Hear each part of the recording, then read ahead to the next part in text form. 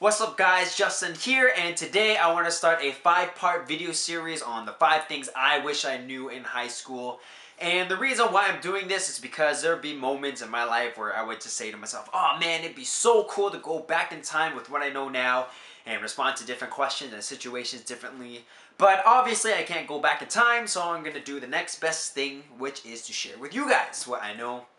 And I hope that God helps you guys grow in your faith through this, and God will use you guys in your high schools. And the first thing I want to talk about today is fitting in, what I wish I knew about fitting in. And the short answer right away is fitting in does not matter. It's not the be all and end all of high school life. There is life after high school.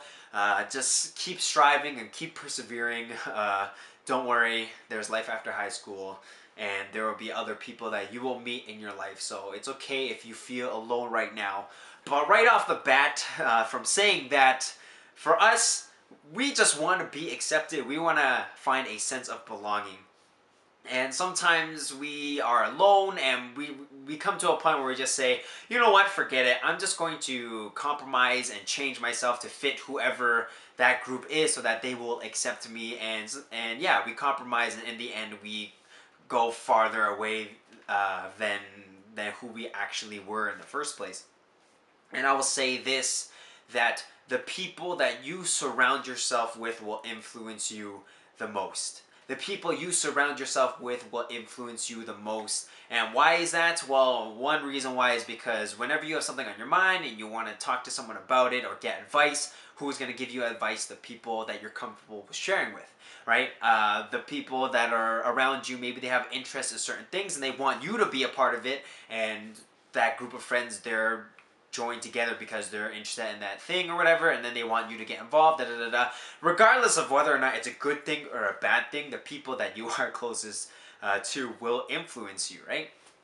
And for me, I was more of a floater. I was with one group for 1 week, and then I was with another group another week, or sometimes I would wander the hallway by myself. And at that time, I just said to myself, oh man, like, as much as I know that I'm with these people, it just felt like our friendships were so surface leveled.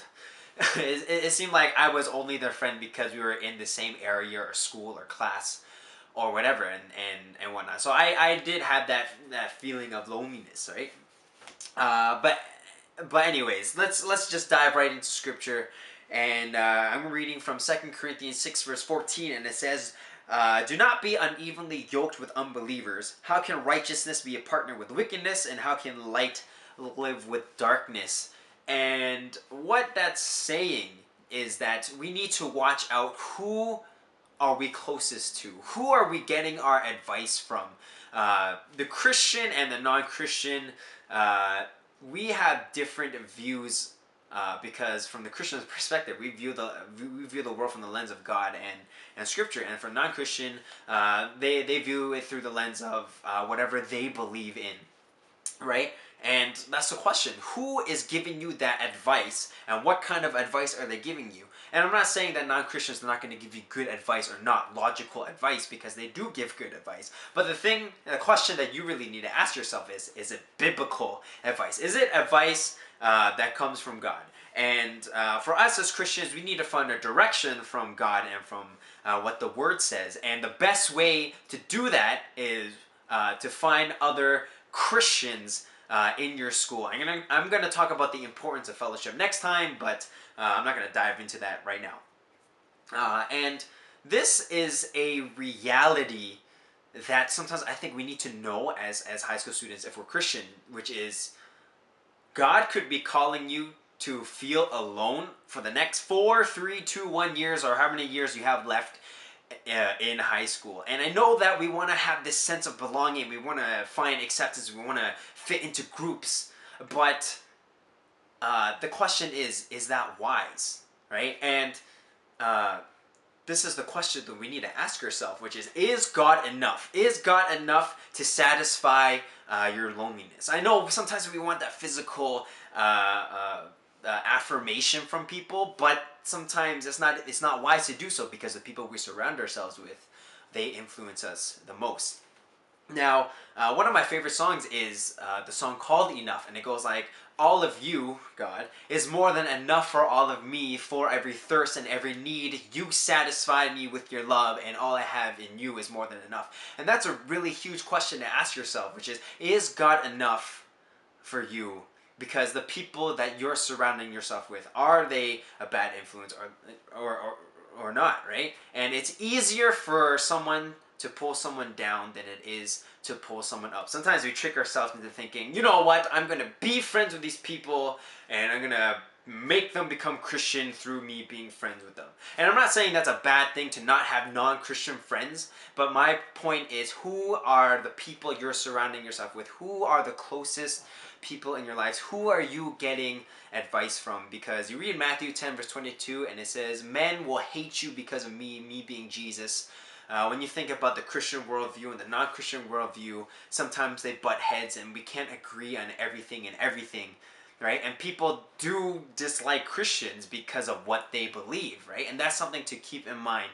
So the question, I mean, this rant or whatever you want to talk about isn't about wanting you to be alone and to feel alone, because we need to have that fellowship with believers. But when it comes to having friends that are non-Christian, it's really important to ask yourself, okay, how much influence are they having in my life?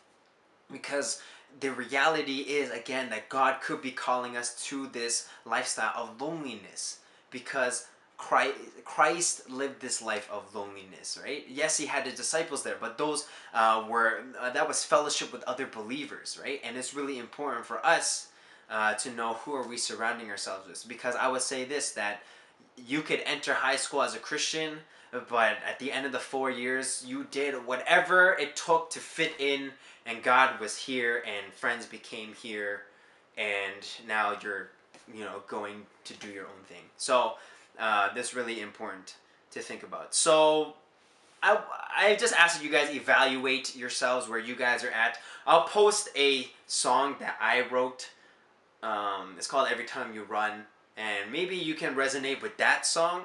And yeah, so I really hope that you guys really think about that. And the next video that I'm going to talk about the importance of fellowship, and it will answer this question of like, okay, loneliness, and I can't find Christians in my high school if I need to confide in someone and whatnot, right? So anyways, this is Justin, and thanks for watching, and I'll see you guys next time.